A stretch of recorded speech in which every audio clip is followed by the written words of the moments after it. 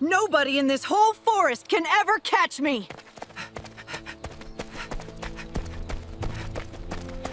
Out of my way, slowpokes, coming through!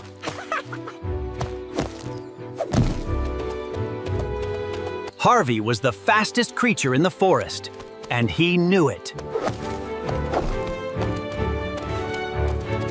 Did you know? Real hares can sprint up to 45 miles per hour. Speed is everything. Slowness is nothing.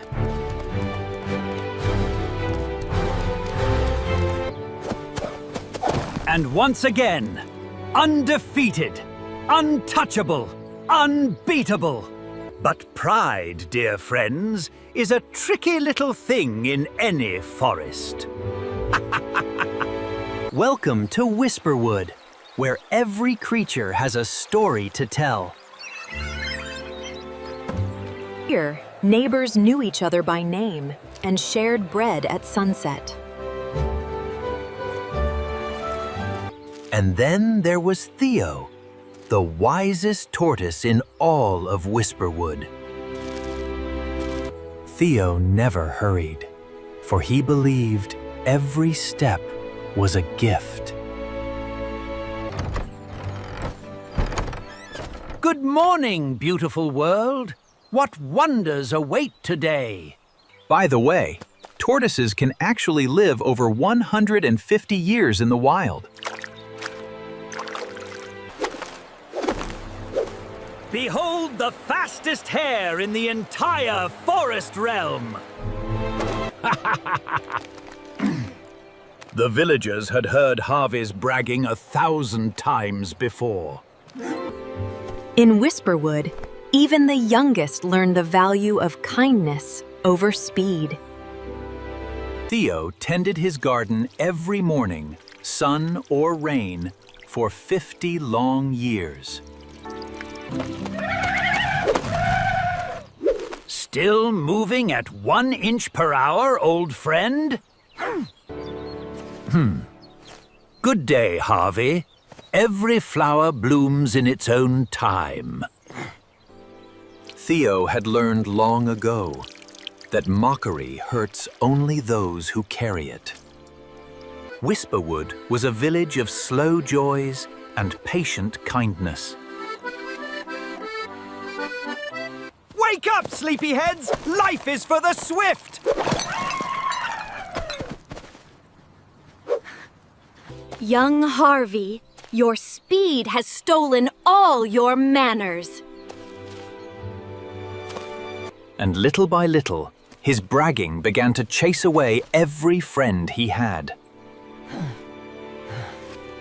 Pride is a fast horse, but humility wins the long road. Old fairy tales, Owl, save them for the baby rabbits. As Whisperwood settled into evening, a small idea began to form among the villagers. It is time someone taught that Hare a lasting lesson. And so a clever plan took root, one that would change the forest forever. By dawn, a most peculiar announcement had appeared. A grand race, the swift hare against the slow tortoise, today at noon.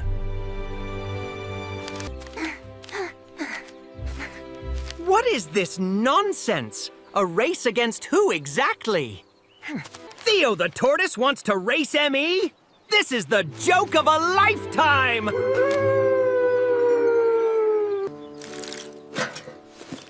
I accept this challenge with a humble and grateful heart.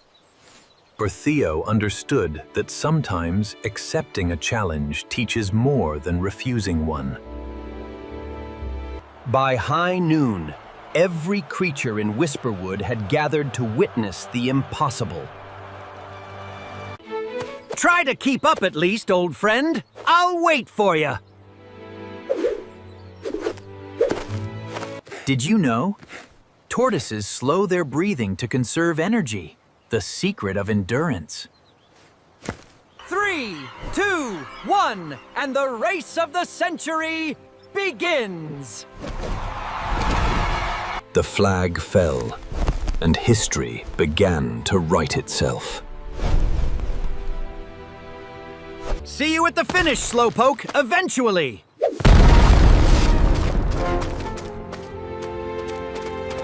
Eat my dust, all of you! Watch the master at work! While Harvey chased glory, Theo simply chose to begin.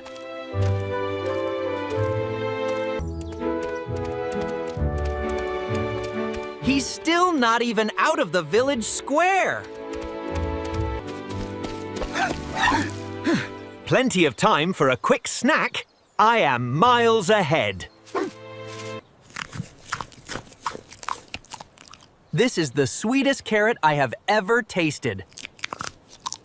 Steady was Theo's drumbeat, and steady was his song.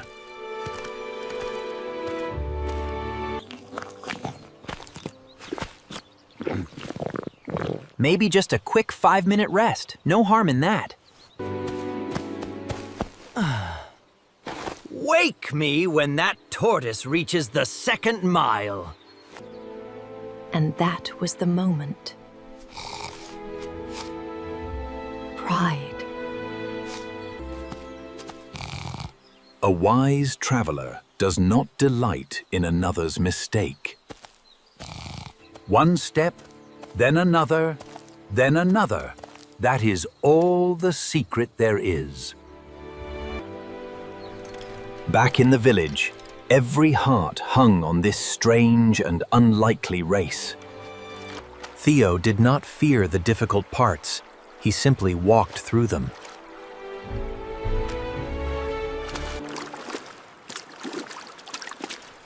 Every obstacle behind him made the next one smaller. Hours had passed, and the sun was beginning to lean toward the horizon. By the way, this race route was 3 full miles long. Can you believe it? From their viewing tree, the elders saw what no one expected.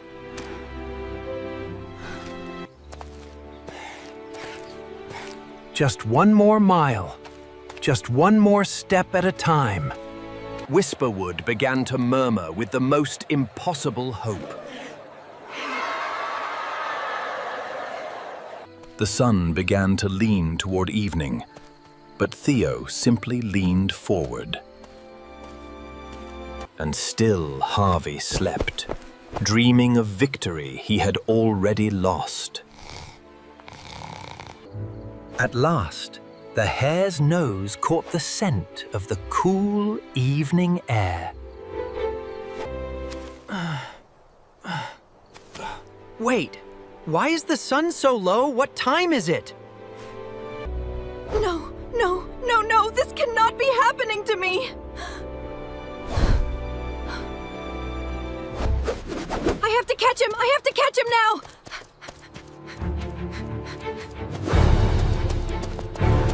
And there, just steps away, was the finish line. Wait, wait, wait! Please wait for me!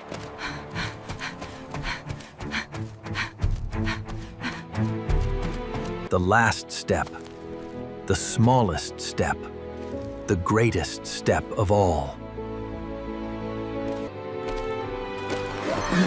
Goodness me, I do believe I have arrived. I lost. I actually lost the race. And in that moment, Harvey felt something he had never felt before. True humility. The whole forest celebrated, but not for speed, for steadiness. Come, my friend. The race never mattered as much as the lesson. Forgive me, Theo. I was a foolish hare. Slow and steady, dear ones, wins more than races. It wins hearts. That night, the village threw a feast in honor of both racers.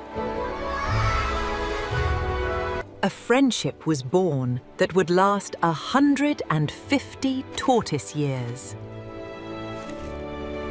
From that morning on, the hare walked with the tortoise every dawn. And so the moral became Whisperwood's most cherished lesson. But our forest tales are only beginning, for new neighbors stir nearby. Faster, Felix! Faster! They cannot catch you today!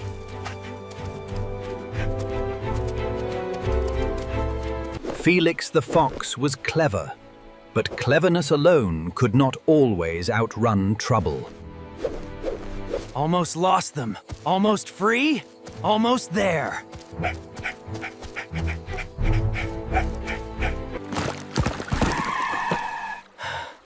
At last, the Great Lake of Mirror Pond.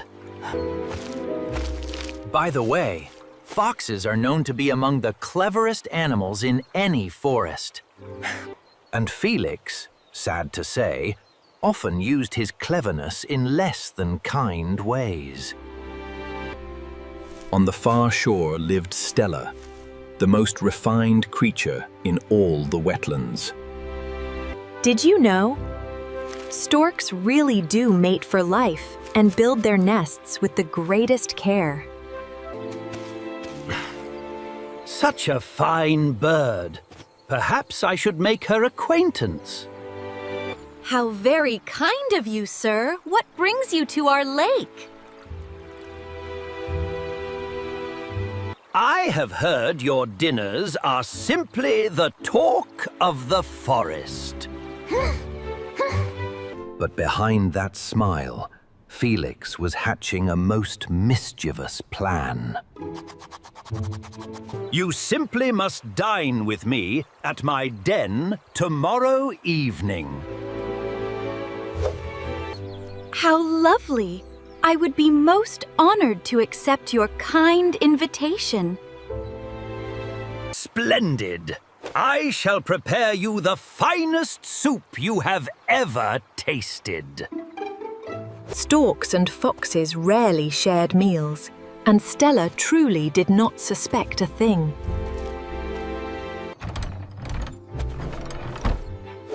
Oh, this is going to be the most delicious prank ever.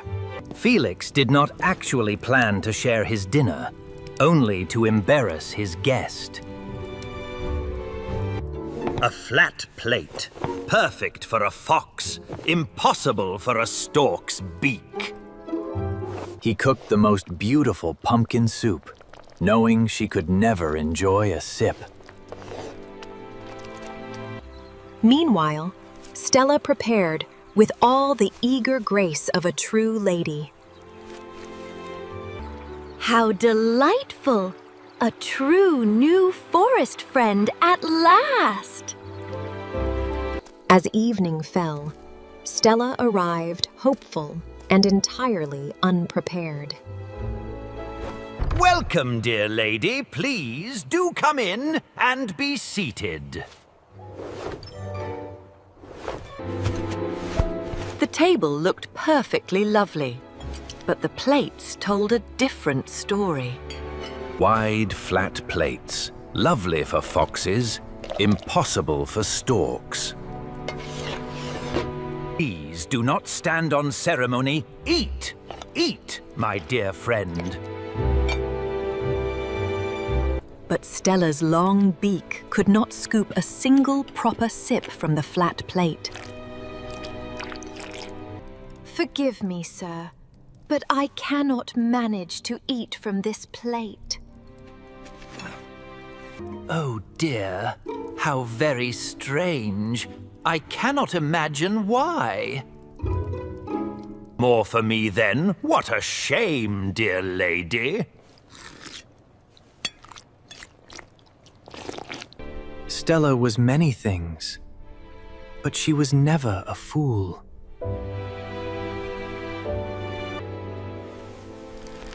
she would not give him the satisfaction of seeing her tears.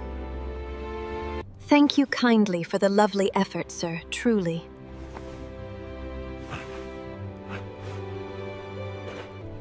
I shall return the kindness very soon. You have my word. And Felix, foolish Felix, never noticed the storm she carried home.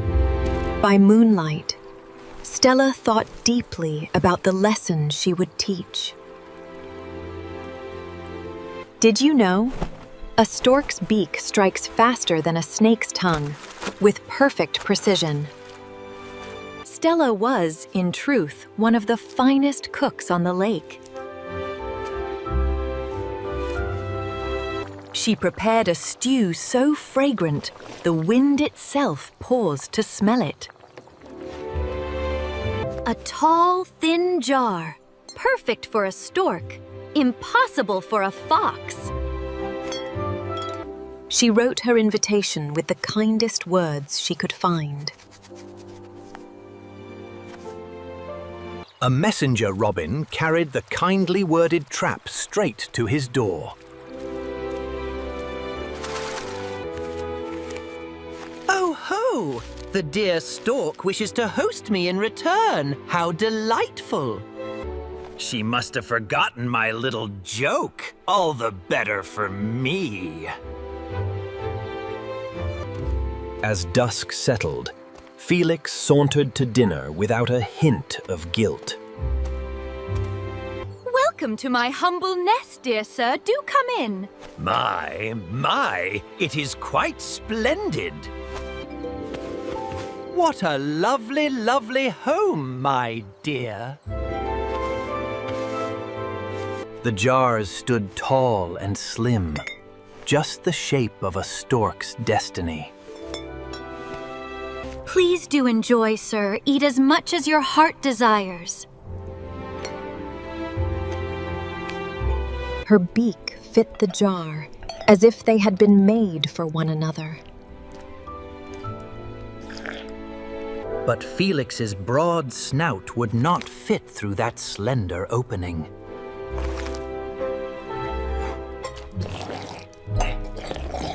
Oh! The soup is just out of reach. How strange this is. Oh dear, sir. How very strange. I cannot imagine why. And in that moment, Felix tasted, for the very first time, his own medicine. Hunger sharpens the lessons that pride dulls.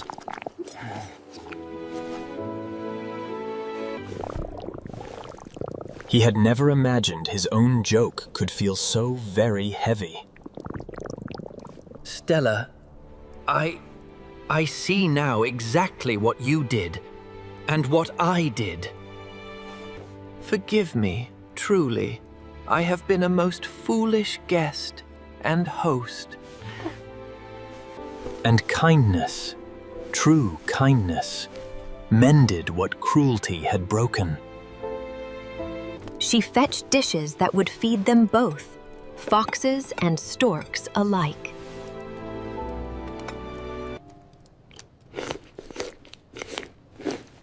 This is the most delicious meal I have ever tasted. Together they walked beneath the stars, two unlikely friends. Fun fact, the moon really does cause tides, gently pulling water with invisible love. I will never again play a trick that costs another their dignity. The best lessons, dear Felix, are the ones we choose to keep. He returned home a different fox than the one who had come. And from that day forward, his cleverness served kindness, not cruelty. Even the village elders heard and approved of this gentle restoration. They became the talk of Mirror Pond, the fox and stork who could share any meal.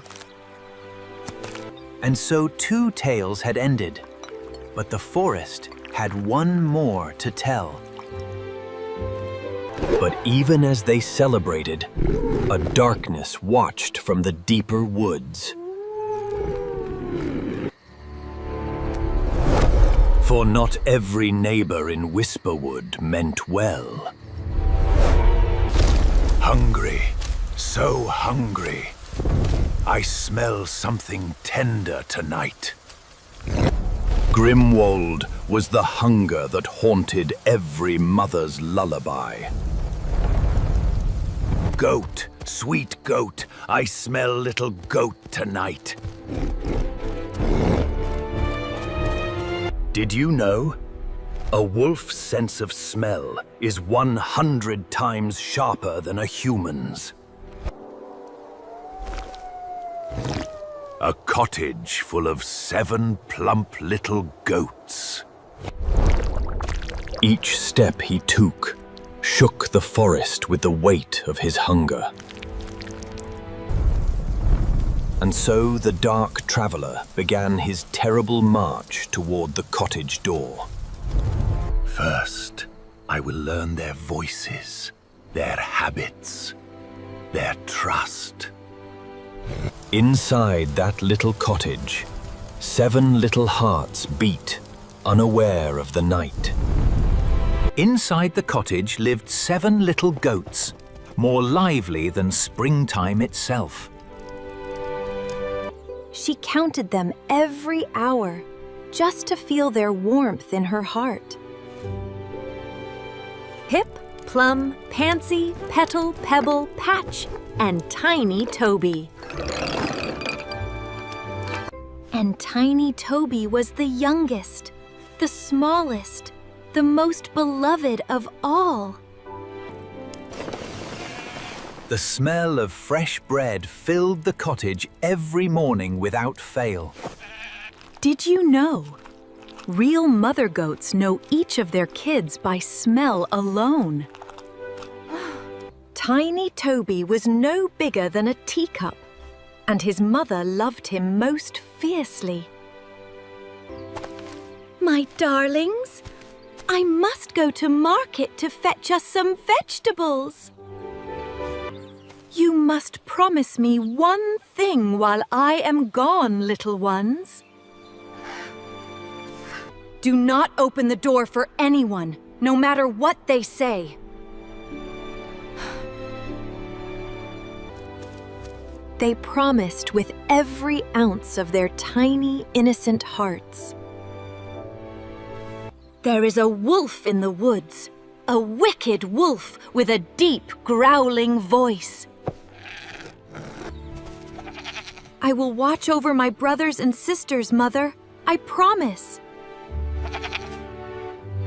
A mother's kiss is the truest armor in any fairy tale. Lock the door tight, my darlings. Mother loves you all. Pip locked the door tight, just as their mother had taught them. And from the dark forest edge, hungry eyes opened wide. 7 little dinners, all alone in one cozy little cottage. Hunger had a face, and it was the wolf's terrible, patient smile. He moved as silent as a shadow at midnight. He knew the children would be alone, and he had a plan. And so came the first knock, the knock no mother wants their child to hear. Inside, 7 little hearts froze in unison. Pip stepped forward, just as his mother had asked him to. My darlings, it is Mother. Open the door for me. But a child knows a mother's voice, and that voice was wrong. That is not Mother. Her voice is sweet and high.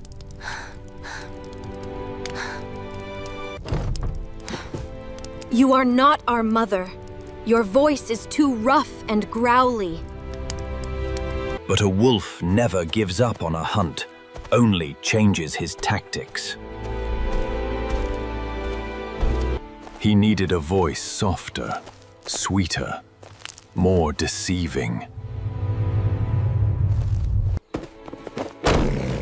Give me chalk, you flower-paw fool! I need to soften my voice! By the way, in real folklore, wolves were said to eat chalk to soften their voices, an old superstition.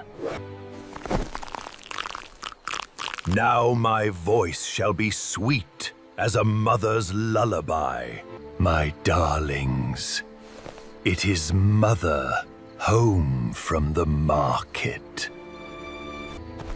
He returned to the cottage with new tricks and old hunger. Open up, my little darlings. Mother has brought you sweet treats. The voice was sweeter now, dangerously close to their mothers. And there she saw it, the great black paw of a wolf. It is the wolf. His paw is huge, black, and hairy. Our mother's paws are pure white. Yours are black. Go away, wolf! My paws, of course. My paws betray me. Twice foiled, the wolf grew more cunning, not more kind. Cover my paws in flour, Miller, or I will eat you whole. With each handful of flour, his disguise grew whiter and crueler. White as snow, white as Mother, third time is the charm. For the third time he came, and this time the disguise was complete. My darlings, Mother is home. Look, my paws are white. He saw white paws this time, just like his mother's. The paws are white, the voice soft. I think Mother is home. And so the little hooves did what hope insisted they must. And the wolf, at last, was inside.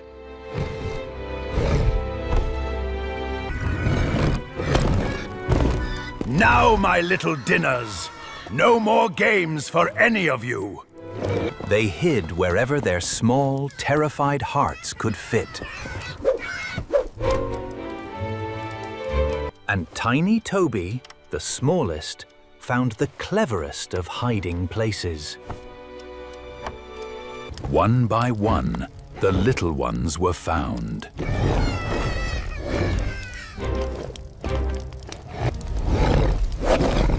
6 little ones vanished into that terrible darkness. He fell into a sleep too deep for any nightmare. And Tiny Toby, alone in the empty cottage, did the bravest thing of all. Just then, Mother Gertrude came down the path with the day's harvest.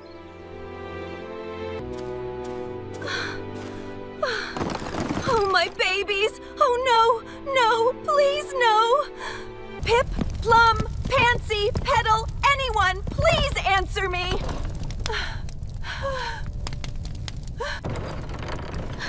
Mother, the wolf took everyone! She held him as if she could hold the whole world steady through him. And there, beneath the apple tree, lay the cause of her sorrow. Toby, I can feel them moving. My babies are alive. With a mother's courage, she chose to rescue what could still be saved. Did you know? In the original old fable, a mother goat truly does rescue her children this way. She worked with the gentlest hands a mother ever raised.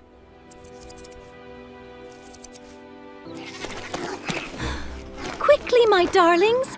Quickly come out! Mother has you!